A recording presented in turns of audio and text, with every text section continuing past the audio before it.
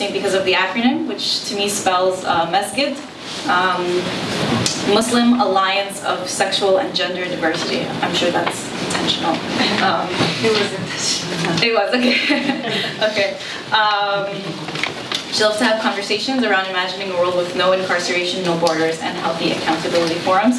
And today she will be speaking about queer Muslims' forced journey of sectarianism. Please help me welcome Mirna Haidar.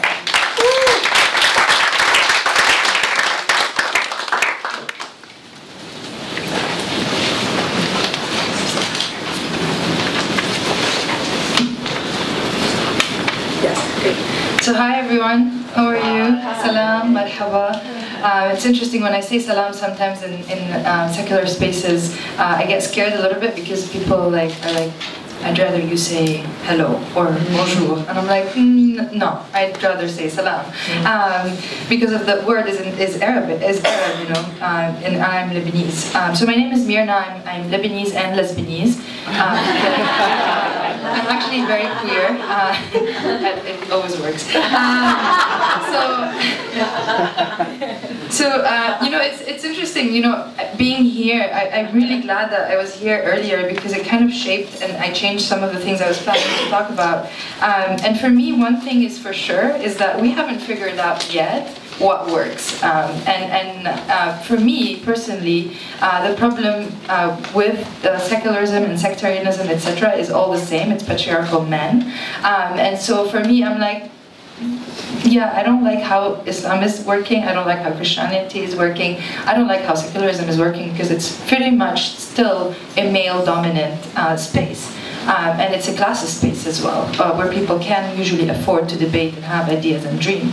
So it was very important to realize that. And this leads me to a very important thing, which is I made a mistake on my own title because I said queer Muslims' forced journey of sectarianism, but what I meant to say is that queer Muslims' forced journey of secularism. And that actually is a funny joke, like funny thing that happened in the context of Wissam's proposition of declaration as a law student as well. I freak out. I'm like, no, the declaration will not fix it because we make mistakes and we're human. And actually, if you notice this door, I think one of you guys wrote like, don't enter from this door, but enter from this door. And Wissam walked from this door, and I noticed that. So that's like, right? So a written declaration does not solve this. It's just like a simple example. We didn't listen either because we didn't. Right? We didn't read it. And it also brings up to me so much of like who's missing in this conversation, right? Where are the black Muslimish or black Muslim, ex-Muslim, etc., current Muslims who are black? Where are the folks who are not able to walk and who are not able to? I mean, 1-2 person you're pointing. That's not the representation. That's not an accurate representation. But great effort. So I always think that, and being in law school, I realized that the thing that maybe we need to focus on is how we discuss accountability, and also how do we model being vulnerable, because the reason why we're in this room is because at some point we felt uncomfortable, but what we don't do is we don't check ourselves on how we make others uncomfortable. And so for me, it's something I always grapple with.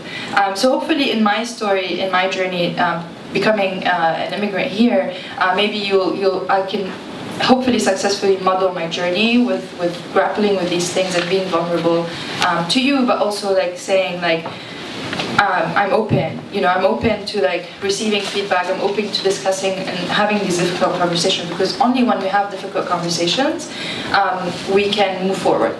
With that caveat, like every time I say this, I'm like, but I actually don't ever want to talk with a Zionist. I never want to have a dialogue with a Zionist, but that's just me.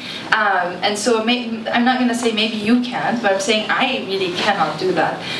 And I'm all about freedom of expression, but also something that we need to accept is that it's not perfect. Like when we start a sentence by saying, you can't be hijabi and feminist, for me, like we already went wrong. And so it's very, very important that we kind of just accept that and sit with that. It's uncomfortable to not have answers, especially those of you who are scientists, because you keep working on it until you find an answer. And it doesn't work like that with our community. So anyways, Let's go back to 8 years ago. 8 years ago, I was organizing in Lebanese spaces, and we all know the history of Lebanon. You touched on it a little bit. We killed each other over religion. We still do this until this day in different shapes and forms. We still, like, our religion matters so much. You can't be president if you're not Muslim, Christian, Maronite, etc. So there are so many nuances there. So in my organizing spaces, we were very secular. And I was like, we cannot have religion be discussed or be presented or be identified within organizing spaces. And so, but with that, I was very ignorant at the time. I was very Islamophobe because my mother wore the hijab, and she decided to wear the hijab like really out of her choice because it was a class thing as well. Lebanon is a very Islamophobic space, and when my mom wanted to wear the hijab, my dad said, I will never be married to a hijabi woman and I will divorce you if you wear it. So what was my reaction? My reaction was like not to talk to her. And I was like, wait a second. She accepted my short hair and my piercings and my tattoos. Why am I rude to her? Like, why am I not doing the same for her? She accepted me in all of who I am. Why am I judging her too? So that was a waking up moment for me from what I've been like ingrained with the idea of like the perfection of secularism in the world. And so then I started realizing like, shit, secularism is not the answer. So that's where I started recognizing that. So I left this space and I traveled to the United States and I started looking for things that I could apply to, and so I applied for asylum, and I'm an asylum seeker here because of my LGBTQ work in Lebanon. And so I came here and I applied for asylum. When I applied for asylum, my lawyer, once I found a lawyer who kind of accepted some of my nuances, my lawyer said, oh, well, first of all, you can't be queer, you have to be a lesbian. And I was like, okay, sure. The law didn't have really a room for me to identify as queer. Until this day, actually, in my law school cases, there's no room for queer in the law. And so then I was like, okay, sure. And then I was like, okay, but what about, he's like, so you're atheist? I was like, actually, not really. Like, I was trying to explain my nuances with Islam, my struggle with Islam. And he's like, no, you have to be atheist. And I was like, I guess. Okay, if that's gonna get me to asylum, then sure. So what was important for me is like I felt forced into this identity crisis of like, I'm like, damn it, I worked so hard to find the word queer and feel comfortable in it, and I come all the way to America, so the American government tells me, actually, you cannot identify as queer. And then I come here and I was like, okay, great, maybe I can explore who I am in both of my identities, like born into a Muslim family and grappling with Islam myself. I'm sure there are many others as well. And so that like brought me into like a crisis mode again. And then I was like, I started doing work and I started building, and I founded this collective called the Z Collective, which operates in Michigan. It's a bit dormant now because I'm here and like etc. Anyways, that's another drama.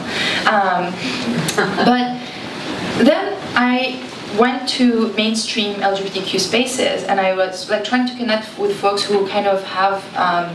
I'm standing in front of you, and I'm like, you can.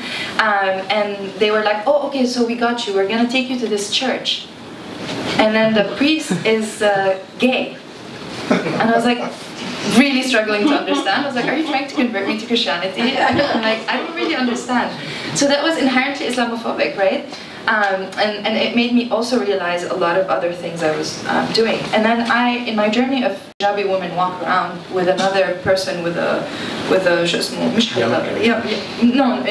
Muslim, yeah, Kufi. So like my immediate reaction was like, what are they doing here?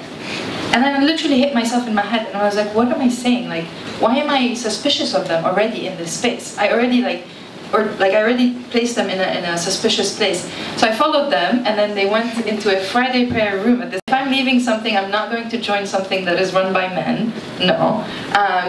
And these models don't exist yet. Again, like secular spaces, atheist spaces, agnostic spaces, they're still problematic in that way. So where do I go from here? Let's see. So I had internalized Islamophobia, and then I became part of the Muslim Alliance for Sexual and Gender Diversity.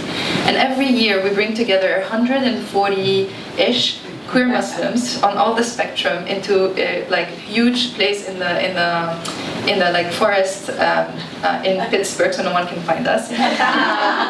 But also we want to party and like have sex and like do all these things. Then some people want to pray, which is great, honestly. And it's great. Like you pray and then you go speed dating and you have a threesome. I did have a threesome there. So it's fine. You know, it's like amazing. And I really like. I love how always men laugh at these things. But okay. So. Can you give him the address of where he's living?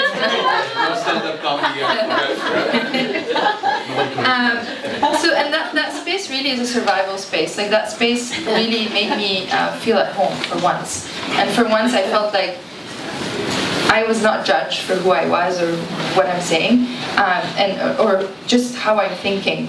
And basically like, what we as people who are like trying to think about justice in general, because I think this is what brings us also together ultimately, right? The reason why we're running away from Islam sometimes is the injustices. It is injustices that we run away from, etc. So, but what we don't want to do is we don't want to replicate these things, and we don't want to replicate them because then we are the oppressors, and we want to recognize that. Trying to, you know, if I had answers for everything, we would have been in a much better place. But I like to ask more questions and like check us more than I'm actually giving answers. Where I want to land with this is like, I really hope that we can think about accountability, because anything that we create, I'm fine with. I'm willing to try, as long as we can discuss of how to enforce these things. Like what Wissam has suggested. Like I was thinking about it, especially as a law student. I was like, so how do we enforce it? Because fuck the police, fuck the army. Like honestly, like how do we enforce these things? And we saw like you put the sign here, everybody walked from this door. So like how do you do? Like how do you? Sign outside and then. And again. The reason why I titled this with the word force is that we can't force change, and we can't force identity, and we can't force people to think a certain way. And so me being forced to be lesbian, even though it sounds great with Lebanese and Lesbanese, it's a great joke. It's from actually a Mahsen, the play. So, and it's like great, but like I'm like, no, I'm actually queer and I'm actually Muslim. And I'm Muslim in the way I want to reclaim it, you know. And I'm Muslim and can have sex. And like I'm a mother of 2 and I'm still single, and like, you can have my number later, by the way. I'm kidding. No, but really, I hope that in my like very brief presentation, because I'm like running out of time, there's 1 minute and 50 seconds left, is that please check yourself. Like this is something I really hope that we can do sometimes, and like just also think of who is not in the room. It's great that we are here, but there are many, many, many, many others who are not in this room, and we can't make decisions for them. Even if we all edit your document, it's still not going to be, you know, like representative. And I hope that you don't take this as offensive, because it's really hard to like work on something so long and have hope in it, and then feel like it's actually being shot down. And I recognize that. But what I want us to do is that I really want us to not replicate what we've been trying so hard to like avoid. And the only way we can do that is if we can do self-reflection, and if we can be okay to say sometimes we're assholes, and let's work on that. And so, you know, with that, I'm really gonna thank you, and I just want to say this is for me the beginning of the conversation. Thank you so much for having me, because this doesn't end here, and I hope that we can always have these difficult conversations with each other. I will never have a conversation with a Zionist, but other than that, I think we can be okay. I can talk to you about some things. And if you want to meet my babies, please come hang out with me at my home. And if I'm in law school, let's hang out on the weekend, and I'm always open to having dinners, sharing that. And that is something I'm very proud of, like in Ramadan, for example. It's like I love having queer Muslims over, pray together. We have something called Ramadan confessions. And it's amazing. It's like, okay, how many times did you masturbate before sunset? Or something, you know, like, it's crazy. But it's amazing, it's healing. So anyways, you don't have to do that. I'm not saying you have to do that. But you can have normal conversations, whatever that means for you. And please welcome being vulnerable. We don't have to always be great and have the solution, because often that's the problem. So thank you so much.